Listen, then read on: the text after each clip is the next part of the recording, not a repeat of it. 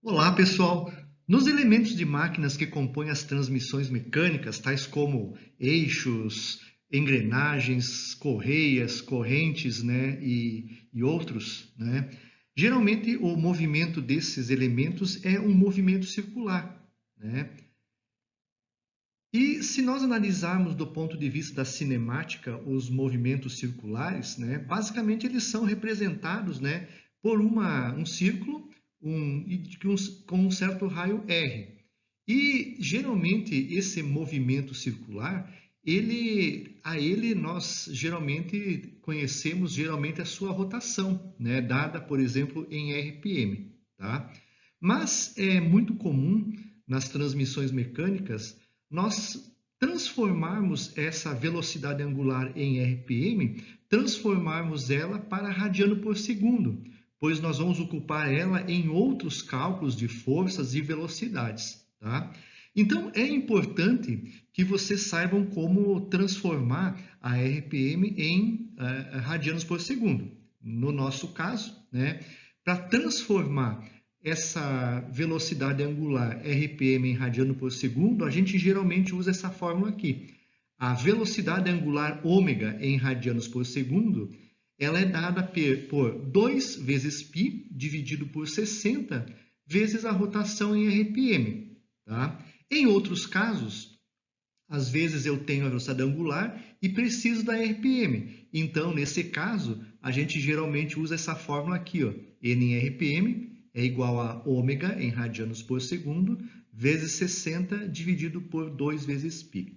Também, né, é muito comum nós precisar calcular a velocidade tangencial de um ponto lá do nosso componente, do nosso elemento de máquina, tá? E essa velocidade tangencial em metros por segundo, ela pode ser calculada a partir do raio, a partir dessa expressão aqui embaixo, tá?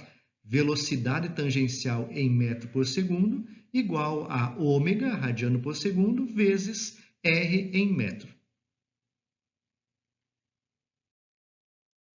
Nós podemos também analisar as transmissões mecânicas do ponto de vista da dinâmica, tá?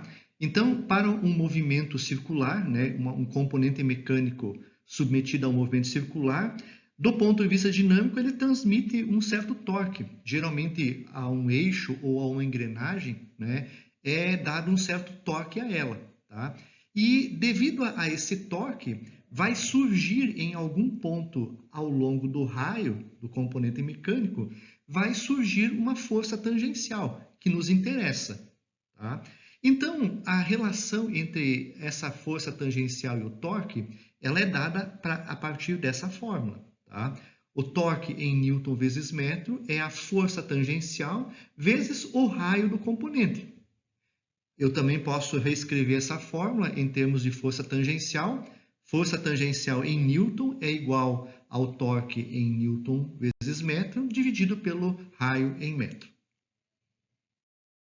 E olhem só que legal, quando eu multiplico a dinâmica vezes a cinemática, surge um conceito novo, né? Olhem só, se nós pegarmos aqui e multiplicarmos, ó, a dinâmica com a estática, fizemos essa multiplicação, olhem só, se eu multiplicar a força tangencial com a velocidade tangencial, está aqui ela. Se eu multiplicar também o torque vezes a velocidade angular, ó, está aqui ele, ó, tá? A multiplicação. Observem que nessa multiplicação, tanto do torque vezes a velocidade angular ou força tangencial vezes velocidade tangencial, se nós usarmos essas unidades, né, temos essa unidade da multiplicação. E essa unidade da multiplicação, ela é o watts, é a potência do sistema, né? Então, a potência do sistema, ela pode ser calculada em watts a partir do torque em newton-metro vezes velocidade angular em radiano por segundo, ou então, né, a partir da força tangencial em newton vezes a velocidade tangencial em metro por segundo.